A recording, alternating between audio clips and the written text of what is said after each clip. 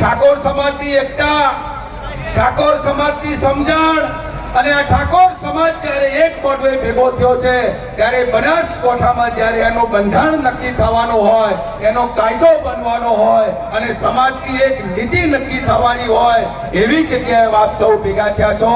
આપ બંધારણને પાલન કરજો એવી વિનંતી કરવા માટે ચંદનજી ઠાકોર આવ્યા છે.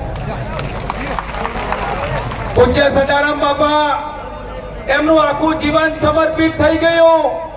પૂજ્ય સદારામ બાપાએ આખા જીવન દરમિયાન આખા ગામડે ફરી દિયોદર તાલુકો હોય, બનાસકાંઠા હોય, પાટણ હોય, ઉત્તર ગુજરાત હોય કે ગાંધીનગર હોય, સદારામ બાપાએ આ ઠાકોર સમાજ વ્યસનમુક્ત બને એના માટેના તમામ પ્રયત્ન કર્યા.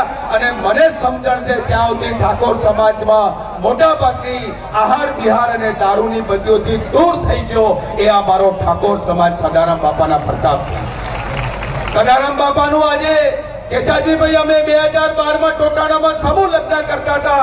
એ દિવસે કેશાજીભાઈ ચિંતા કરતા હતા કે મારો સમાજ એકત્ર કરવો છે, ઉત્તર ગુજરાતનો સમાજ એક જગ્યા પર ભેગો કરવો છે, ઉત્તર ગુજરાતનો સમાજ જેમ પાટીદાર સમાજ ઉમિયા માતામાં ભેગો થાય, રબારી સમાજ જેમ તરફમાં ભેગો થાય, પ્રજાપતિ સમાજ પગામનાથમાં ભેગો થાય અને મારો સમાજ એક દાડો ઠાકોર સમાજ આજે દિયોદરમાં કેશાજીભાઈએ ભેગા કરી અને સમાજમાં ખૂબ ઊંડું ઉદાહરણ પૂરું પાડ્યું છે.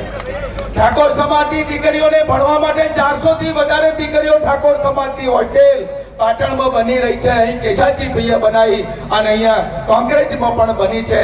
એમ જે બનાવનાર સંયોજકોનો પણ ખૂબ ખૂબ આભાર માનું છું. આજે પાટણમાં 400 દીકરીઓને ભણવા માટેની હોસ્ટેલ ઊભી થઈ ગઈ છે. ટૂંક સમયમાં એનું ઉદ્ઘાટન કરવા જઈ રહ્યા છે.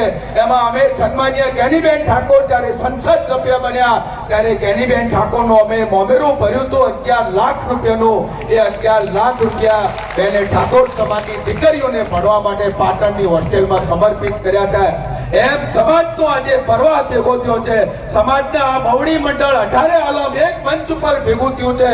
તમને બે હાથ જોડીને વિનંતી કરું છું કે આ સમાજ હંમેશા એક રહે, તાકાત વાળો રહે, આ સમાજને કોઈની નજર ના લાગે એવી તમે સૌ ચિંતા કરજો, એવી આપ સૌને આહવાન પણ કરવા માટે આવ્યો છું.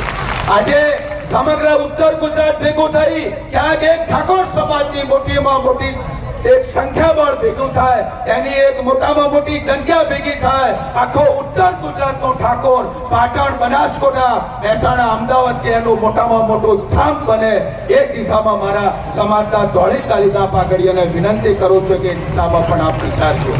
અમને આ બોલાવી અમારું સન્માન, અમને આ વિશાળ આટલી બધી ઠાકોર સમાજમાં બે શબ્દ કહેવાની જે તક આપી એ બધા ઠાકોર સમાજનો કેશાજીભાઈ, જ્ઞાનીબેન અને અહીંયા આયોજકોનો ખૂબ ખૂબ આભાર માનું છું.